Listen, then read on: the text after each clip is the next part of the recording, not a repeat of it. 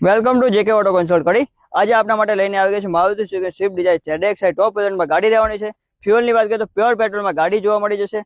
આખી ગાડી bumper to bumper original કન્ડિશનમાં જોવા મળી જશે। કિલોમીટરની વાત કરીએ તો 46,000 kilometre genuine guaranteed company service સાથે જોવા મળી જશે। ટાયર કન્ડિશનની વાત કરીએ તો તમારે ચારે ચાર ટાયરો 60 થી 65% કન્ડિશનમાં જોવા મળી છે।